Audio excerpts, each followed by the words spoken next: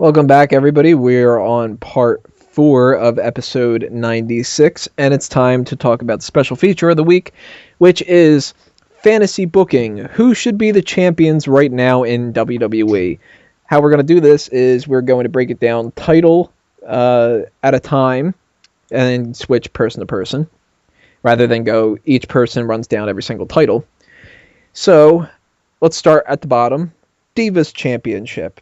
And I don't have much to say about this, so what the hell? I would just keep it on AJ. They don't need to change a thing of what they're doing right now. They're doing pretty much exactly what I would be doing, which is putting AJ against the Total Divas cast. Nothing needs to be changed. It's exactly where that belt should be, and should be for a good amount of time. So you would go with AJ too? Absolutely. What about you, Braden? Why would you have it on anybody else? And I know there are rumors swirling around about her possibly dropping it to one of the Total Divas cast members sometime soon. I'm hoping that that's not the case. She should stay the champion for, I don't know, rest of the year, for who knows how long. I mean, she deserves the title. She's the only one really worthy of holding the championship. She's the only real relevant star of the division. It's right where it should be. There's no reason that should be changed, especially like this soon. Let her have a good run. I could see them doing that though. Have that as that rumored season finale where one of the Total Divas wins the championship. Yeah. Give it to Natalya, then give it back to AJ 2 months from now or something like that, and move on to the next thing. But got to keep it on AJ. Burhan, what do you think? I'm happy where the title is. I don't want to see it with anybody else. I like Natty and everything, but at the moment that show's just doing my bloody head in, and I don't want to see them get any more wrestling credibility for these people. Easy one done. Yeah, what these people? Yeah, I'm not sounding feminist or biased or racist or anything, but I beg to differ. those people. Zeb got it right. Just say that. Or just breaking your balls. Easy one's done. Let's move on to United States Championship. This is where I'm going to say something that a lot of people are going to be like, what? What the fuck? I don't like it being on Dean Ambrose at all. And what the fuck? Yeah, I think that they should have never given it to him to begin with.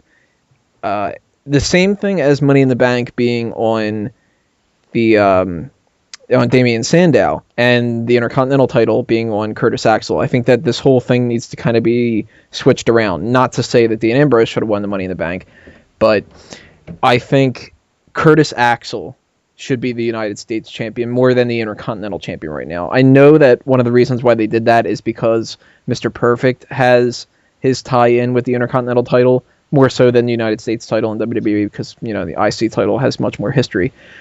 But I don't like Axel as the IC champ as much as I would like him as the US champ. To me, the US title doesn't mean as much. And Curtis Axel was nowhere near at the level that he should have been to win the IC title. The US title, okay, I'd be fine with that. And he can hold on to that and apparently not defend it at the championship defense pay-per-view, which is fucking stupid. But I would go with Curtis Axel. U.S. title, he'd be holding it essentially the same as what he's doing with the Intercontinental title right now. What do you think, Peyton? U.S. champ. Well, I am absolutely in agreement that Dean Ambrose has to be one of the worst choices for United States champion right now, and I've always been a big opponent against him. You go back, you could listen to how against I was him winning that title before the event even happened, and I was saying it was a mistake, and it absolutely was a mistake. It's done nothing for Dean Ambrose. It's done nothing for the title, which is something that a lot of people were making an argument for. It's like, oh, being on a guy like Dean Ambrose will help legitimize the title. It's going to make it more relevant, blah, blah, blah. Yeah, no, it hasn't. It's only hurt both of them. So what we could do is we could rehab this title and put it on someone who will give that title some relevancy and will elevate that title a little bit. And the person who comes to mind for me, Rob Van Dam. Big name, back in the company, I think it's a great spot for him to go in there. He could feud with some of the young up-and-comers until eventually someone beats him for that title. It's a title he's never held before in his career, so it's something new and fresh and extra to put on his resume. If he's not committed to a full-time schedule, it's something he could work with doing just a few dates, using that title on television and maybe even a couple house shows at the bigger cities. I think that's a win-win situation for everybody. I like that idea. Actually, I would be perfectly fine with even switching mine up and having him beat Curtis Axel for the title if I'm going that route. Because you know what? It gets him out of the main event. But it gets him as like some kind of a focal point for whatever show he's on at the same time. I like that. What about you, Braden? U.S. champ. Here's the thing about the U.S. title. It seems like no matter who they put it on, it's just kind of on a guy. No matter what, like we had Antonio Cesaro, who had well over 200-day title reign. And do you remember anything about his championship reign at all? Like, yeah, I don't remember. It was a championship reign. He dumped Oksana. Yeah, I remember he had Miz learn the figure four by using it on him during their little feud that started at the beginning of the year. But you know what I mean. It stayed on him forever. He's still learning. He's still trying to catch on, but he doesn't have Flair there to kind of teach him like hands-on. But Ambrose is kind of going through the same thing. And I think they could put it on anybody, any heel, any babyface, and it would just still kind of be on a guy. It's almost like the cancer of championships. It does nothing ever. I think you could save whoever it's on. I don't care who it's on. It's going to be used the exact same way with anybody. I have no problem with it being on Ambrose because no matter who it's on, their career is going to follow the same path. They're just going to wander around the mid-card, carry a championship for a while before dropping it and moving on to something else. So I really have no problem with it. Oh my god. All right now you guys are hearing us laugh because I just edited out a horrible joke that I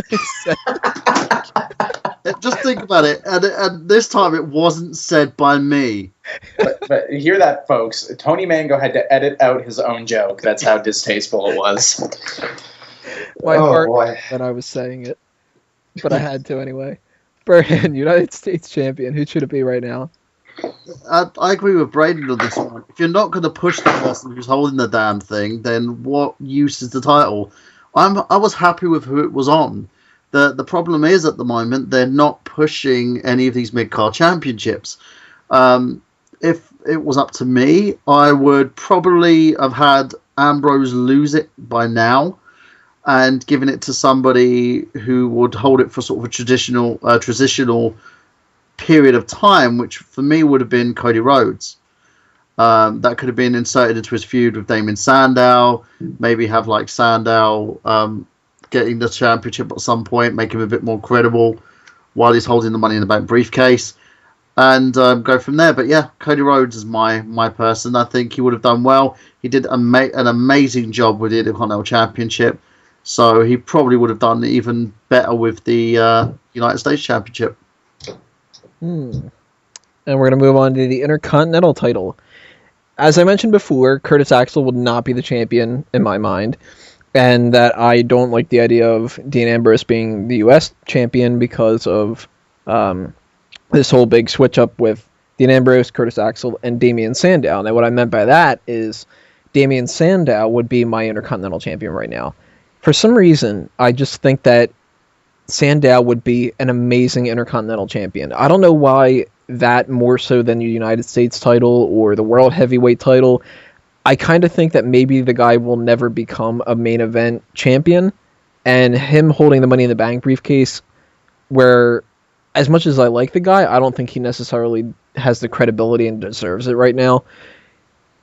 If he were to be the Intercontinental champion, I would buy it 100%, and he kind of would remind me more of the Mr. Perfect type of Intercontinental champion, who could maybe even hold that as, like, he holds that for friggin' forever, and that becomes one of the anchor points of his career.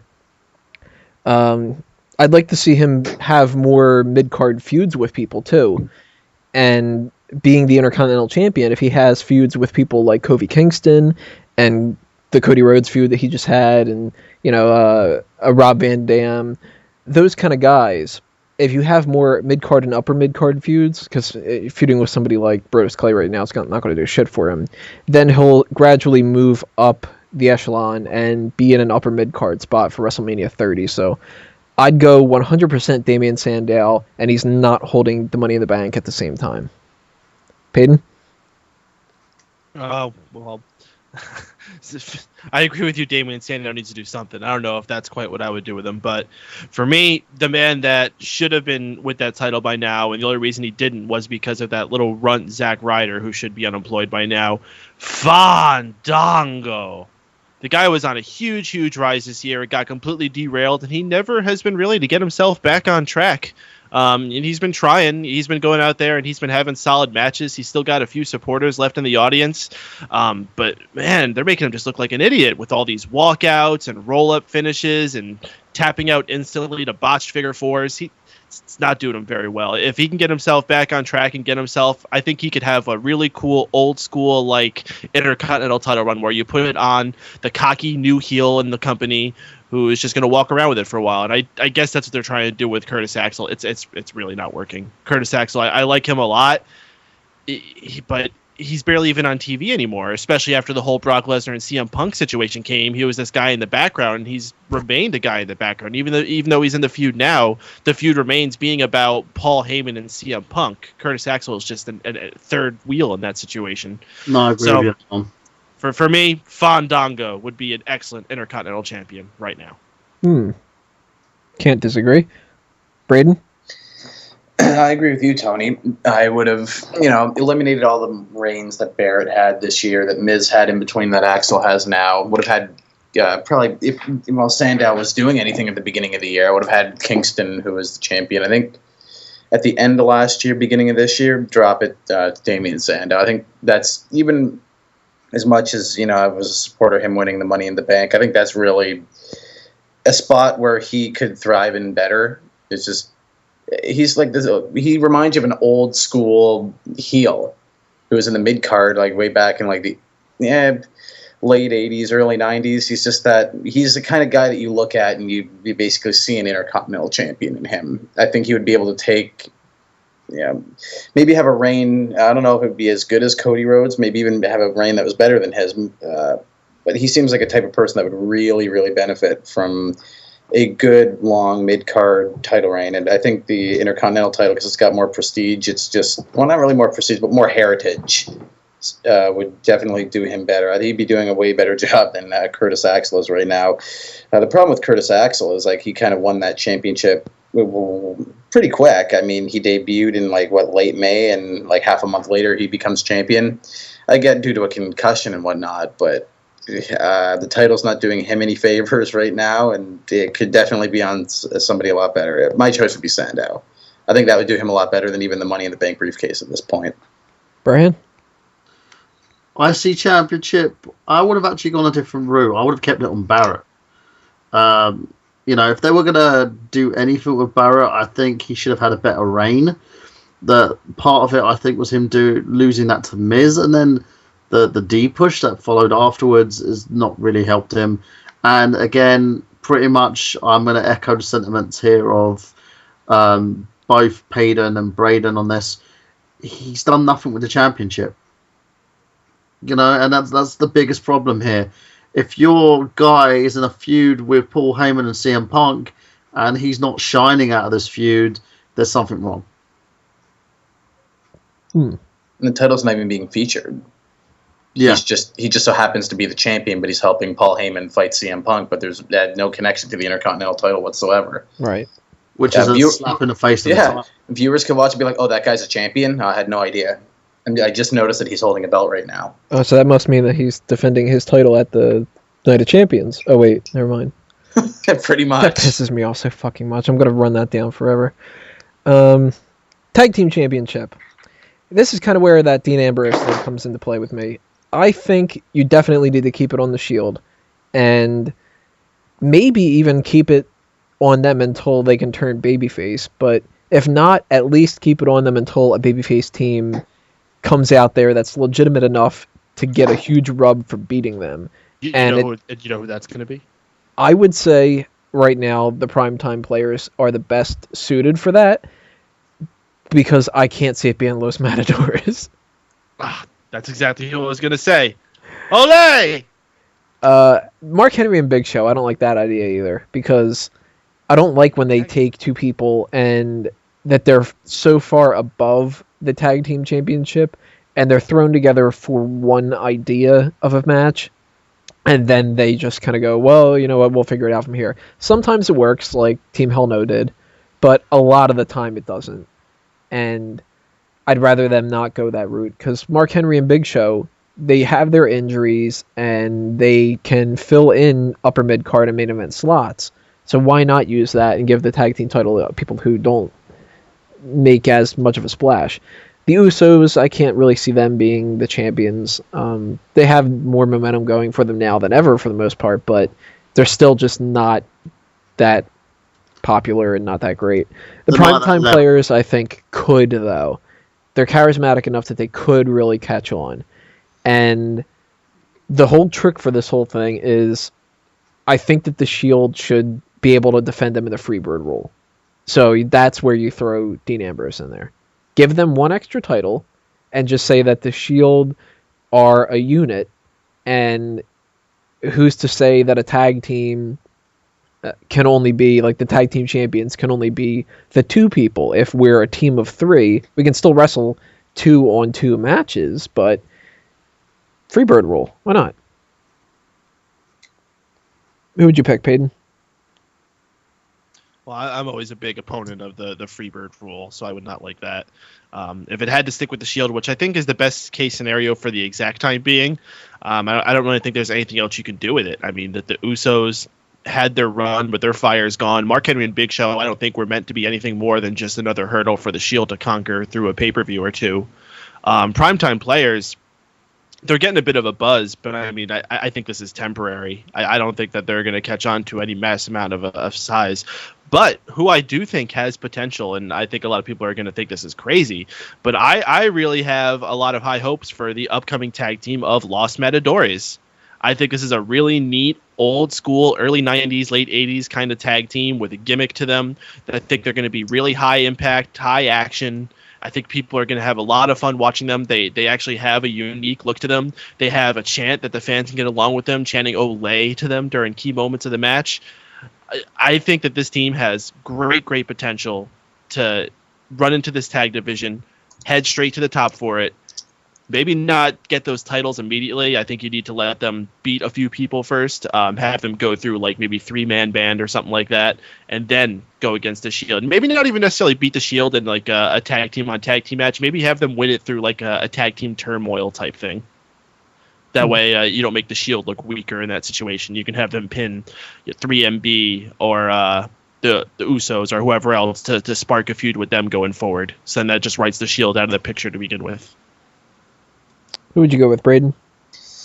I think the Shield are fine being the tag team champions right now. Honestly, I don't see any other team that kind of has any other business holding it. The only people I could see taking it off of them, as mentioned earlier by you, Tony, is the primetime players. But that's after some build up as a team, let them rack up some more wins and kind of be built up to a contention level, kind of like.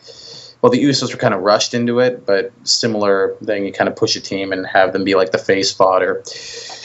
At this point in time, they're the only people I could see maybe taking the titles off them in a couple months' time. But as far as like a team to hold it right now or been holding it since the spring, I think the Reigns and Rollins have been doing a fine job. I would not change who's holding the championships at this point in time.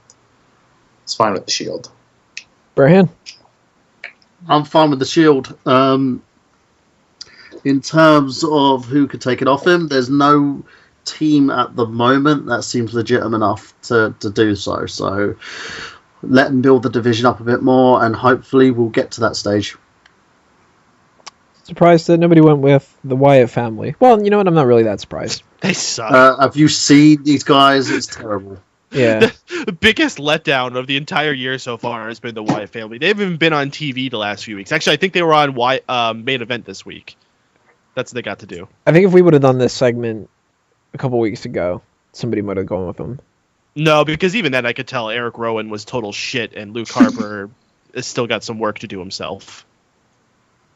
And we're going to move on to World Heavyweight Championship.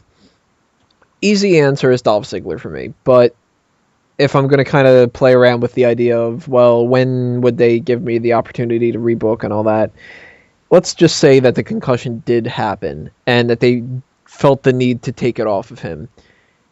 I wouldn't just take it off of him and give it back to him real quick, because that's stupid. It's not going to work. Of course, ignoring him and jobbing him out isn't going to work either, but I've gone on that rant a bunch of times. It certainly would not be Del Rio. No fucking way. Anybody else, really, for the most part, I'd be more interested in than Del Rio. But if you're going to give somebody a chance and you're going to have them beat Ziggler because of the concussion, and hell, even go as far as work the concussion into the storyline the way that they did with Del Rio, go with Wade Barrett. I know that he's not, the biggest, most important star in the company and all that, but if you're going to give anybody a chance, stop giving it to the same guy who has failed multiple times. Because if you keep betting on the same horse, and he keeps just not being able to perform at the level that they want him to, cut your losses eventually and just try betting on a different horse every once in a while. Wade Barrett could knock Dolph Ziggler out with the bullhammer, and that'll sell that move a lot more. And it'll seem like, oh, you asshole, you have this move that is focused on knocking people out in the head, and you targeted this guy's head with the concussion and all that. And fuck, is it really going to hurt them if Wade Barrett holds it for a transitional amount of time as opposed to Del Rio? No. I'd give it to Wade Barrett. I don't know where they would go from there, who would beat him, who he would feud with, other than maybe a Cody Rhodes. I'd like a Cody Rhodes and Wade Barrett world title feud. Test Cody out a little bit. But, why not? I'll go with him. I'd much rather see Wade Barrett have a transitional championship for the world heavyweight title than for them to just throw it on Del Rio again, or to give it to RVD, or to, to keep it in a vacated slot until you could give it to Sheamus or something stupid like that. Wade Barrett all the way for me. Braden?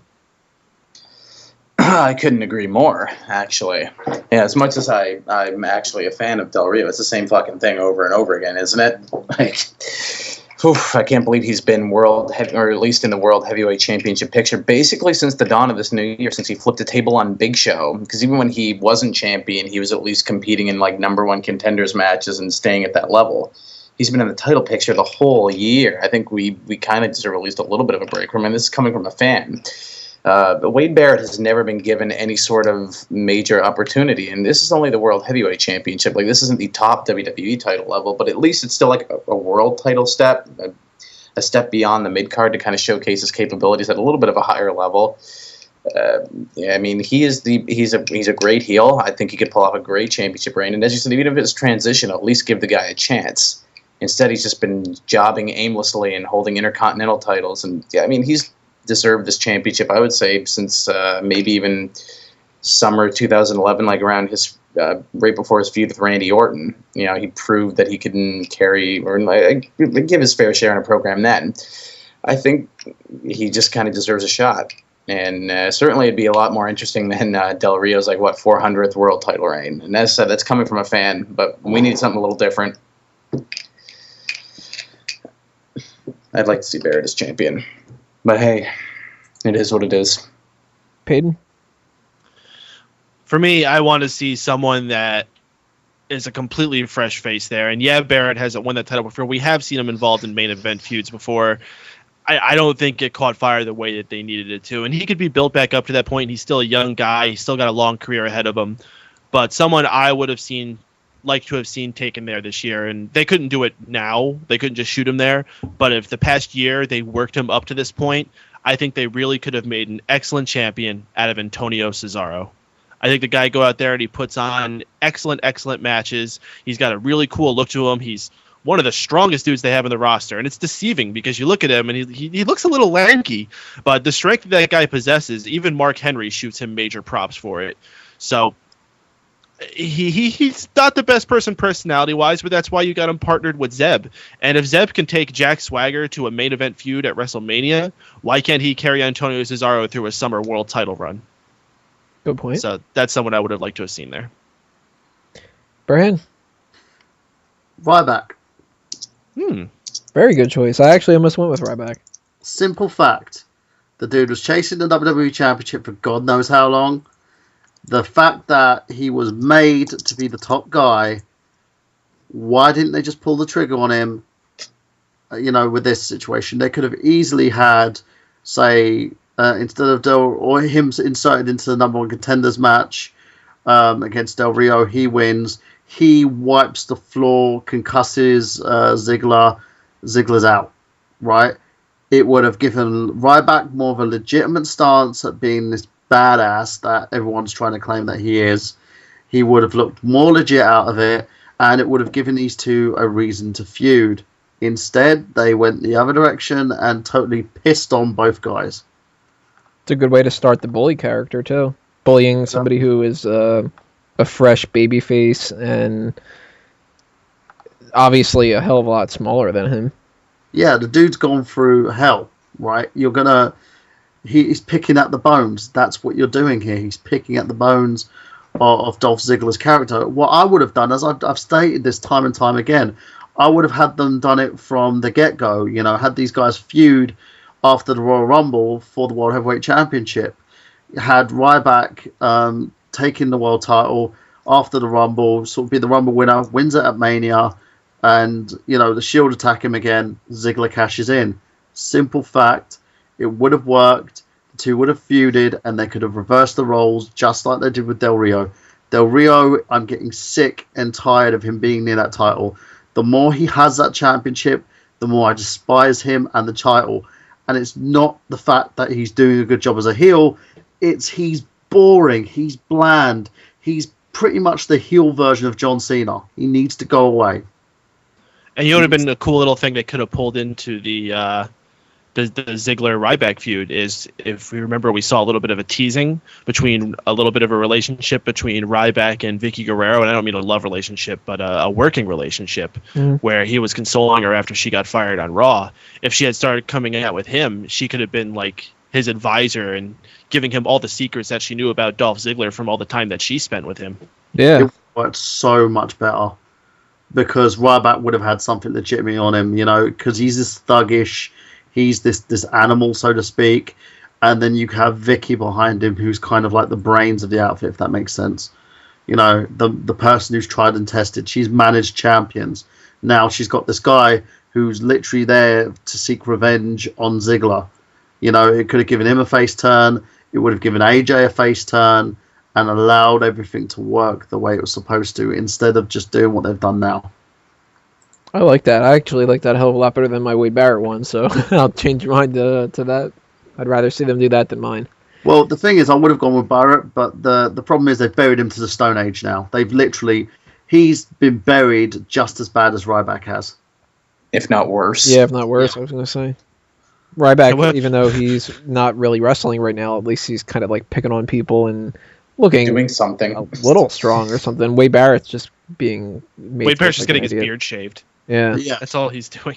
Somebody posted on something that I just want to throw this out there. Wade Barrett did like WWE inbox or something, and he's trying to grow the beard back. And somebody on one of the comments was like, "How did he grow that beard back?" And people are like, "What the fuck? Like, it's just a beard." Do any of you guys watch the JBL and Cole show on the WWE YouTube channel? No. Because lately what they've been doing with Barrett on there is he's running this new gimmick where he sits in a big like office chair, and he sits with a cat in his lap, and he's petting a cat, and then he calls people up and delivers bad news to them. And his name is Bad News Barrett. Like kind of a half-assed Godfather type of thing. Yeah, very, very similar. I hope they bring that to the main roster, because that's just hilarious, and it's actually something for Wade Barrett to do. Bad News Barrett. Bad News Barrett. I love it. Oh my god. WWE Championship. I really don't have a whole lot to say about this either. I kind of think that they're doing what they should be doing. The only thing is, I'm just very hesitant to believe that they're not going to screw it up. I would go with the Daniel Bryan, Randy Orton cash in with the John Cena thing and all that. as long as there's a plan in place to make sure that Daniel Bryan keeps the momentum and only goes higher up. The last thing that I want to see them do is to just drop this. So if it were to be something where they can't pull this off with the cash in, then don't have him cash in. Just have Randy Orton feud with a title holder, Daniel Bryan, and go from there. But either way, it would be either Randy Orton with the cash in like they're doing right now, or Daniel Bryan feuding with a heel Randy Orton. So I don't really necessarily know what they have planned, but it's interesting what they're doing, and there's a possibility that they can pull it off. I'm just very hesitant to believe that they will. What do you think, Braden? Well, personally, if it were me booking the whole thing, or at least making the decision at SummerSlam, I would have kept the belt on Bryan, at least for the next night on Raw, to see how he did as a champion off of defeating John Cena clean in the middle of the ring, 1, 2, 3.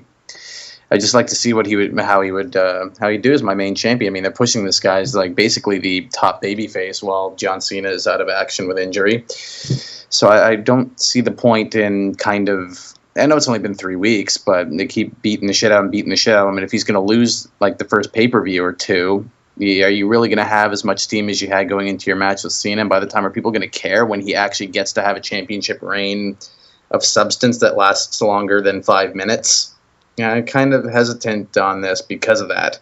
Like, I could see them getting to a point where they give him the championship, but it's kind of lukewarm. And then they sour on him because, he didn't get the response we were expecting him to get.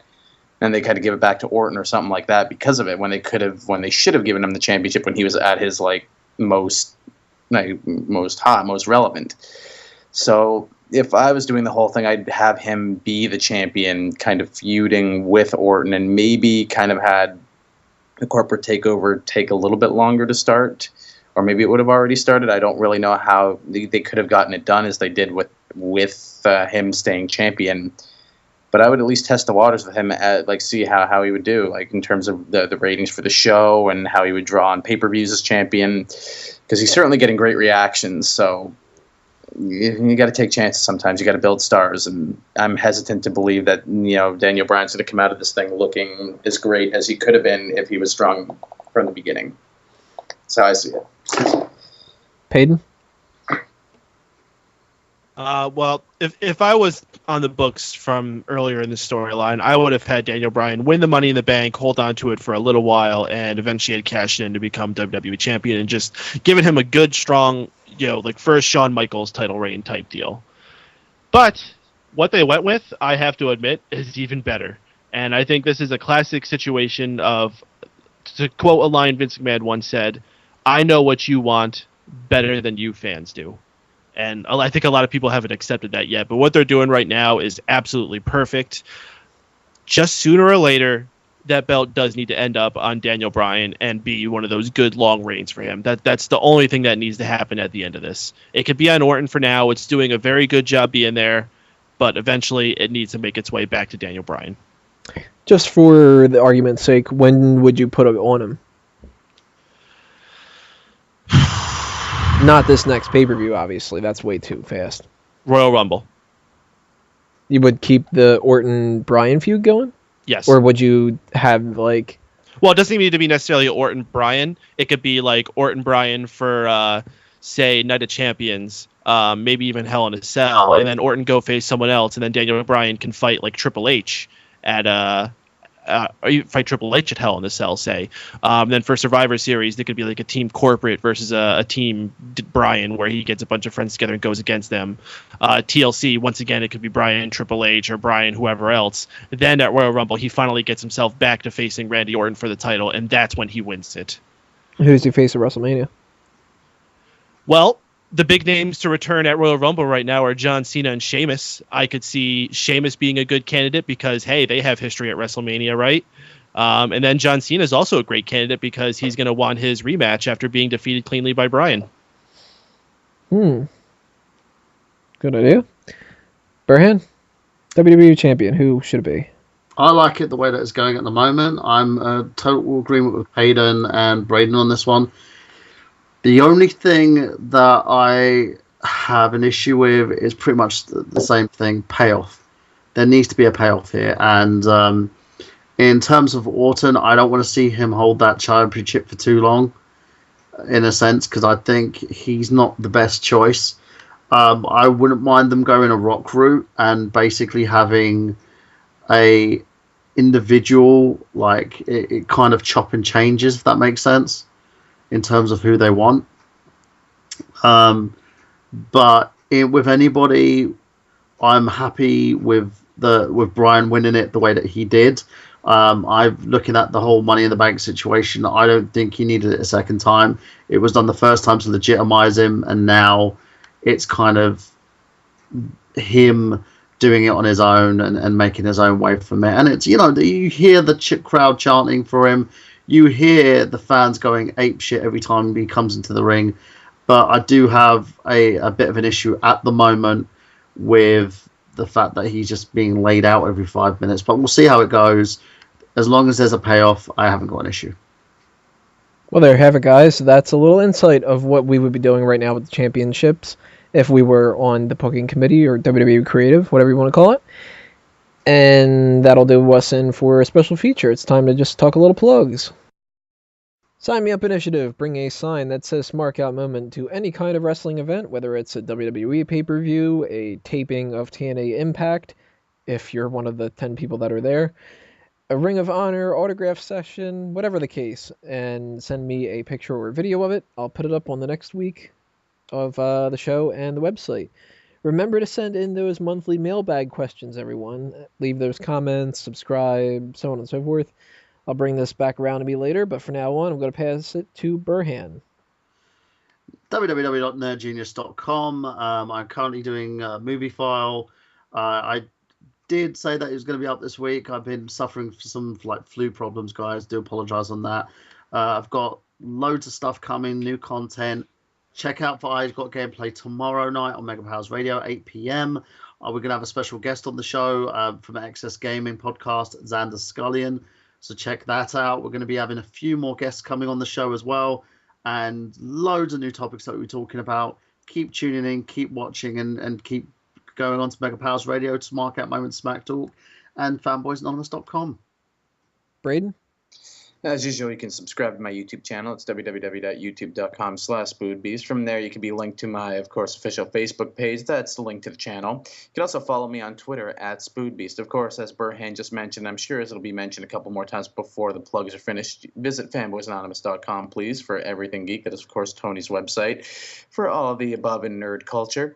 And also just keep supporting Smark Up Moment and Smack Talk, as well as every other production that's involved with Mega Powers Radio. We got a great group of guys. That's always fun to collaborate. So keep supporting everybody. And last but not least, Peyton. If you want to follow me personally on your social network of choice, you can do so with the handle MRPADEN. That's Mr. Payton. That's on Facebook, Twitter, and Instagram. Check out my wrestling podcast called Keeping Kayfabe. It airs Thursdays at 9 p.m. on Mega Powers Radio. That's the same time as TNA Impact because it's the Thursday Night Wars, and we're going to put that dang company into business once and for all. We're doing good. We're almost there, guys. Let's keep it going. I know we can do it. Keep checking out all the other shows we got on MegaPowersRadio.com. Lots of cool things we got going on there. The newly invigorated Geek Speak will be launching very soon. We got our Monday Night Raw post show, which airs immediately after the conclusion of Monday Night Raw, which features a lot of the people you hear here, as well as a few other people, as well as your calls, which can call in and join the show. We've been doing really cool with that lately, getting a lot of conversation going on in the chat room and people calling in. Lots of fan participation. So keep it up and join us for the Raw post show. Lots of other shows in there as well. The Daceman Show, I Got Gameplay, as you heard mentioned. Check all it out. MegaPowersRadio.com, Facebook.com/MegaPowersRadio, and YouTube.com/MegaPowersRadio for the archive versions of the show. We also back up archives of the show on Fanboys Anonymous. Just as Braden said, you're going to hear it again. FanboysAnonymous.com, where I also post some other random articles. So if you like beautiful blonde women or random stories about how people think Nirvana is still a band, I post them on there. I'm also doing a new thing I'm calling the Wipeout of the Week, where I post a funny picture of a person falling down or getting hit with something in the nuts or something like that. It's going to go on every Monday. It's basically going to be Fanboys Anonymous' own little version of America's Funniest Home Videos. So stay tuned to all that fun stuff, folks. Thanks for listening. Thanks for sticking around. And if you're interested in midgets, that is the last one. Midget wrestlers. So it markets to this crowd. Yeah. If you want to see a midget sliding on his face across a wrestling ring, yes, I said that correctly. Fanboysanonymous.com. All right, guys. If you want to follow everything else under a mango tree, we already talked about Fanboys Anonymous for everything geek culture related. Outonlimbs.com for my social commentary on everyday life. Just put up an article about my frustration that people don't use fucking turning signals. It's just something that bothered me the other day, and I just decided to write about it. Thanks again to everyone on the panel tonight, as well as all of you for listening.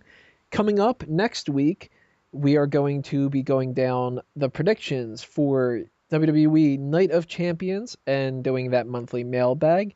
Remember, if you are interested in writing for the website, shoot me an email via the contact form, and we'll get to talking about that.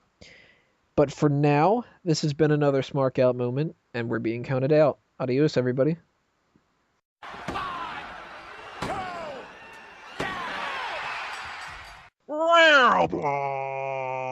Behold the outro.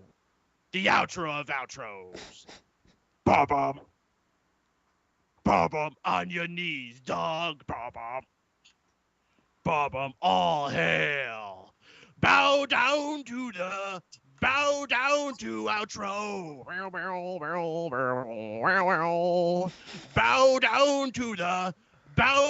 to outro. Tony grinned red as he walked from the blaze, where the Smarks booed both the heel and the face. Through YouTube comments, crying in blood, he tasted their pain, and it tasted good. Tony thumbed down the thread. Left it broken and dead. Bow down to outro. Bow down to outro.